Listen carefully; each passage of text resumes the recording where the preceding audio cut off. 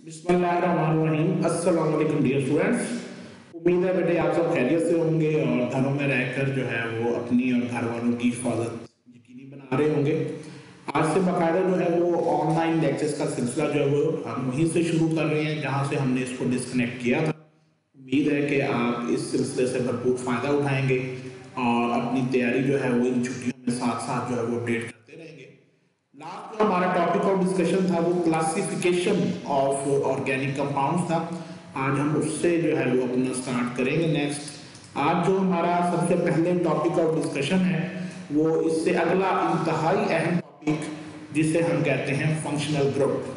तो यहाँ से हम अपना टूटा हुआ सिलसिला जो है वो शुरू करेंगे और फंक्शनल ग्रुप के हवाले से मैं आपको बताता चलूँ कि ये हमारा ऑर्गेनिक केमिस्ट्री का पोर्शन है और फंक्शनल ग्रुप जो है वो ऑर्गेनिक केमिस्ट्री के लिए बेहद जरूरी है। अगर हम ये कहेंगे कि फंक्शनल ग्रुप के बगैर क्या हम ऑर्गेनिक केमिस्ट्री को लर्न कर सकते हैं, तो इसका जवाब है बिल्कुल नहीं। हमें सबसे पहले फंक्शनल ग्रुप को अंडरस्टैंड करना पड़ता है ताकि हम बाकी ऑर्गेनिक केमिस्ट्री को अंडरस्टैंड कर सकें। इस लिहाज से सबसे पहले कि ये फंक्शनल ग्रुप जो है ये होता क्या है, तो इसकी डेफिनेशन पहले हम करते हैं और फिर हम इसकी वजाहत करते हैं। कहते हैं जी functional group it may be an atom और group of atom, it may be a double bond or a triple bond whose presence imparts specific properties to organic compounds। मतलब ये है कि हमारे पास ऑर्गेनिक कंपाउंड्स को हमने डिफरेंट टाइप्स में देखे क्लासिफाई किया था और आज हम ये बात कर रहे हैं कि अगर ऑर्गेनिक कंपाउंड को स्टडी करना हो तो ये चीज जरूरी है कि हमें पता चले कि इसमें कौन सा फंक्शनल ग्रुप मौजूद है। फंक्शनल ग्रुप के हवाले से आपने ये ज़हन में रखना बेटे कि ये एक एटम पर मुश्तमिल भी हो सकता है, इससे ज्यादा एटम्स पर मुश्तमिल भी हो सकता है, ये डबल बॉन्ड की मौजूदगी भी हो सकती है और ये ट्रिपल कोवलेंट बॉन्ड की मौजूदगी भी हो सकती है। तो मेन जो फंक्शनल ग्रुप का काम है वो ऑर्गेनिक कंपाउंड्स की प्रॉपर्टीज को कंट्रोल करना है। अगर हम ये कहें कि पूरे मॉलिक्यूल की प्रॉपर्टीज किस पर डिपेंड करती हैं, तो आप कहेंगे कि सर किसी भी मॉलिक्यूल की जो ऑर्गेनिक हो उसकी प्रॉपर्टीज फंक्शनल ग्रुप पर डिपेंड करती हैं। तो इसी बुनियाद पर जो हमारे पास लाखों ऑर्गेनिक कंपाउंड है, हमने on the basis of functional group उनको चंद कैटेगरीज में जो है वो कन्वर्ट कर लिया और इससे हमें काफी आसानी जो है वो हासिल हुई है कि हम सिर्फ फंक्शनल ग्रुप को स्टडी करते हैं तो उससे हमें काफी हद तक इनकी प्रॉपर्टीज को अंडरस्टैंड करने में हेल्प मिलती है। और अगर हम फंक्शनल ग्रुप को अंडरस्टैंड ना करें तो यकीनी तौर पर फिर हम ऑर्गेनिक कंपाउंड्स को भी स्टडी नहीं कर सकते। तो इस लिहाज से फंक्शनल ग्रुप का जानना जो है वो किसी भी केमिस्ट के लिए बेसिकली बहुत जरूरी है और वो अगर इसको नहीं अंडरस्टैंड करता अच्छे तरीके से तो वो फिर एक भी कदम ऑर्गेनिक केमिस्ट्री में आगे नहीं बढ़ा सकता। तो अब हम जरा 1-to-1 फंक्शनल ग्रुप्स का जायजा लेते हैं। तो इस तरह फंक्शनल ग्रुप का फॉर्मूला होगा, उसका फिर नेम और क्लास ऑफ कंपाउंड और एक एग्जांपल। तो आपने जरा ध्यान से इसको समझना है। हमारा जो पहला सिंपल अगर हम कहा जाए सिंपलेस्ट ऑर्गेनिक जो कंपाउंड होता है उसमें कार्बन और कार्बन एटम के दरमियान सिंगल कोवलेंट बॉन्ड होता है और ऐसा कंपाउंड अल्केन कहलाता है। तो अगर हम पर्टिकुलर फंक्शनल ग्रुप कहें तो यहाँ पर जो पर्टिकुलर फंक्शनल ग्रुप नहीं है तो ये कहा जा सकता है कि कार्बन और कार्बन के दरमियान सिर्फ सिंगल कोवलेंट बॉन्ड मौजूद है और ये बाकी जितने भी ये बॉन्ड शो कर रहे हैं जहां पर कोई एटम शो नहीं हुआ यहाँ पर हाइड्रोजन मौजूद है।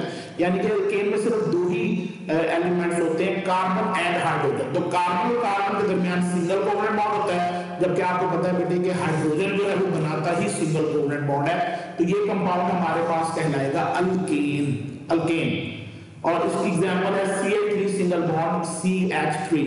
ये इसकी पहली एग्जांपल है, यहाँ पर 3 आना चाहिए। तो CH3 सिंगल बॉन्ड CH3 ये इसकी पहली एग्जांपल है जिसे हम कहते हैं कि ये कंपाउंड अल्केन कहलाता है। तो अगर आपको तो सिंपली पूछता है कि what is the identity of alkane, आप कैसे अल्केन को शनाख्त करेंगे, तो आप कहेंगे कि जी कार्बन और कार्बन के दरमियान सिंगल कोवलेंट बॉन्ड है और बाकी सिर्फ दो ही एलिमेंट्स टोटल मौजूद हैं, कार्बन एंड हाइड्रोजन। उसके बाद बढ़ते हैं towards the second category. Carbon और कार्बन के दरमियान अगर पूरी चेन में एक भी डबल बॉन्ड हो और सिर्फ हाइड्रोजन और कार्बन के अलावा कोई एलिमेंट मौजूद ना हो तो वो कंपाउंड कहलाता है अल्कीन। एक की जगह पर सिर्फ ई आ गया तो वो अल्कीन बन गया। तो यहाँ पर जो फंक्शनल ग्रुप है वो कार्बन और कार्बन के दरमियान डबल बॉन्ड की मौजूदगी है तो उसे हम अल्कीन कहते हैं। ये इसका फर्स्ट मेंबर लिखा हुआ है ethene CH2 double bond CH2, तो ये अल्कीन फैमिली से बिलोंग करता है।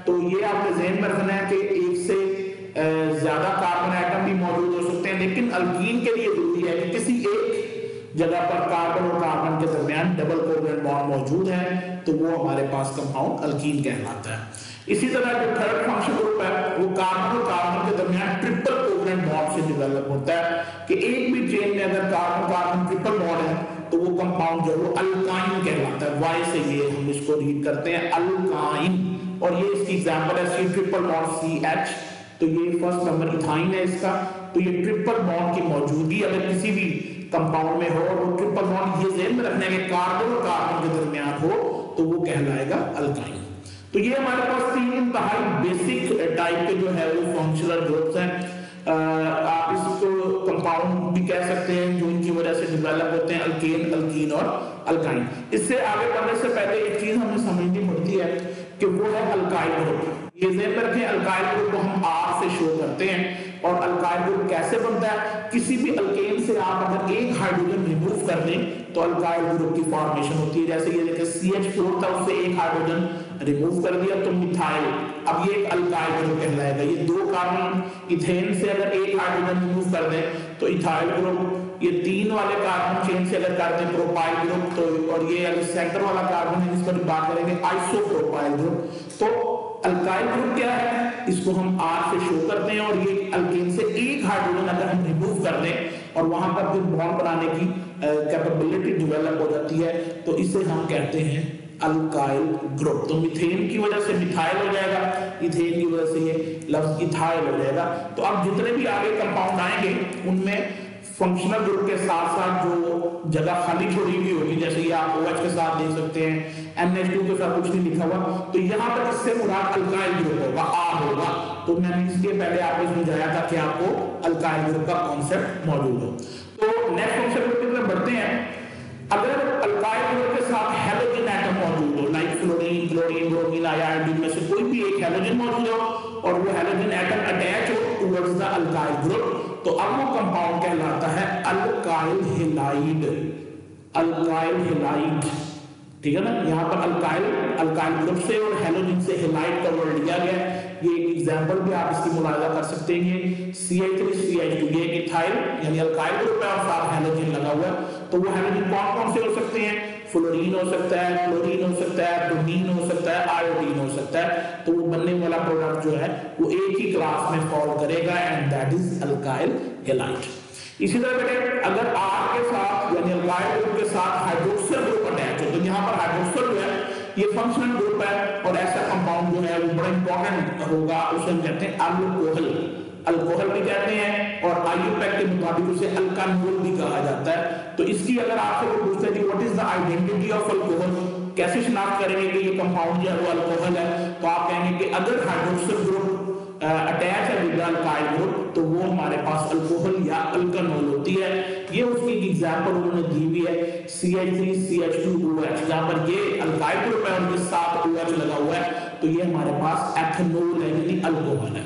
इसी तरह बेटे अगर R के साथ NH2 ग्रुप लगाओ, अमाइनो ग्रुप लगाओ तो ऐसा क्लास ऑफ कंपाउंड जो है वो अमाइन कहलाती है। ये उसकी एक एग्जांपल है। तो आप देखेंगे R सब में सेम है, तकरीबन यहाँ से अल्काइल ग्रुप शुरू हो गया और ज्यादातर जो कंपाउंड है उनमें फिर ये R जो है वो एक जरूरी हिस्सा है।